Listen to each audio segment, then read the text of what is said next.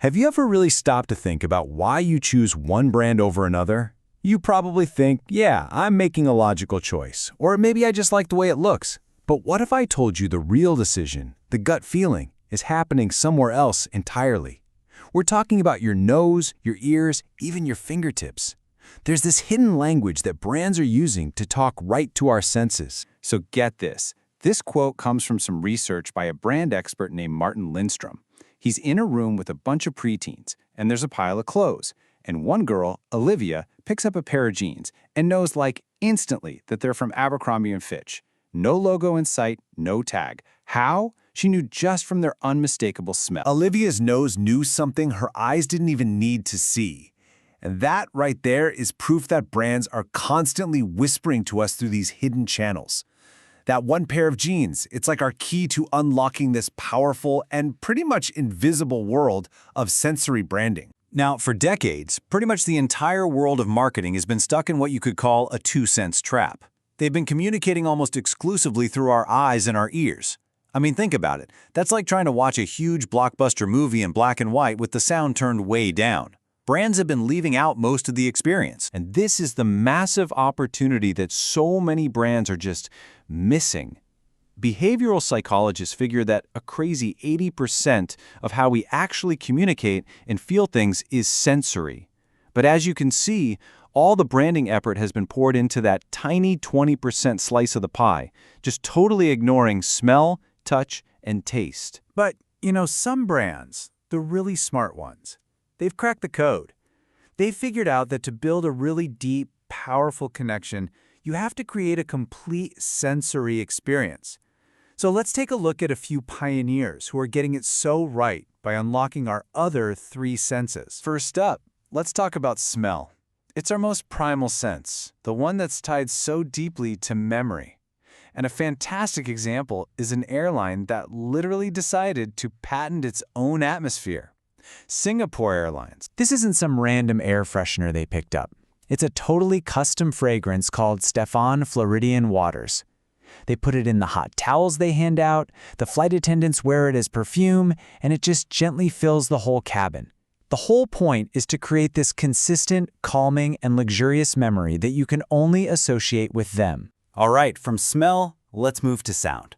And for this one, I want you to just listen closely for a second. That super satisfying crunch you hear when you eat breakfast cereal? Well, for a brand like Kellogg's, that sound is absolutely not an accident. It's a science. That's right. Kellogg's literally paid a sound lab in Denmark to engineer the perfect crunch. They were chasing a sound that was so unique, so tied to the idea of freshness, that it would be instantly recognizable. They wanted to own that sound, just like they own their logo. And last but not least, touch. Now, this one's a bit of a mind bender. What if a product being harder to use was actually a good thing? A feature, not a flaw? Well, that's the secret hiding inside the classic Heinz ketchup bottle. The heavy glass bottle, let's be honest, it's way less practical. You gotta tap it, you shake it, you wait. But in study after study, people overwhelmingly prefer it, even if they can't tell you why. But their subconscious? Oh, it knows. Our brains are wired with this bias that heavy equals quality and slow equals premium. The effort makes us believe the ketchup inside is just better. So this scent, this sound, this feeling of weight, it all points to one huge master concept.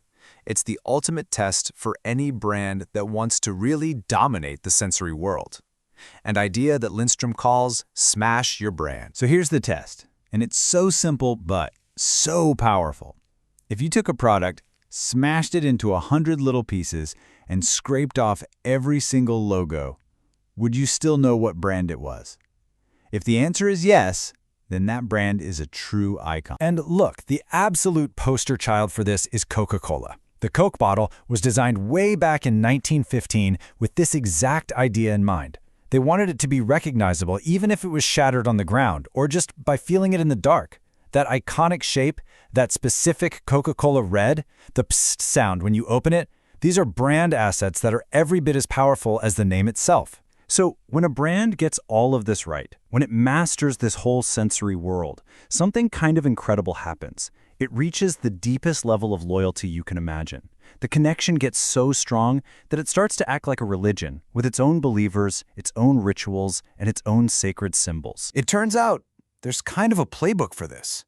Lindstrom's research shows that the most devoted brands follow a path that looks a whole lot like the building blocks of religion. They create a powerful sense of belonging, like the Apple tribe. They have rituals, like the specific way you pour a perfect Guinness. They use powerful symbols, like the Harley-Davidson logo. And a lot of times, they define themselves against a common enemy. Think of the classic PC versus Mac ads. And the result of all this devotion? It can be permanent. A study asked a really simple question. What brand would you be willing to tattoo on your body? I mean, check out these numbers. They're just wild. Harley-Davidson leads the pack of brands that have gone from being just products to being a core part of who people are. That's the ultimate proof that you've built a real tribe. Okay, so here's the thing. Once you know this stuff, you can't unknow it. You're never going to walk through a store or choose a product the same way again. That background music, the weight of a new phone in its box, the specific smell of a hotel lobby, you're going to start noticing everything. So what's the big takeaway here? It's that we're moving beyond this flat, two-dimensional world of just sight and sound. The most powerful brands of the future won't just be designing a cool logo. They'll be composing a full sensory symphony, creating these deep emotional connections that a simple ad could never, ever achieve. So I'll leave you with this one question. Now that you're in on the secret, what are you going to notice?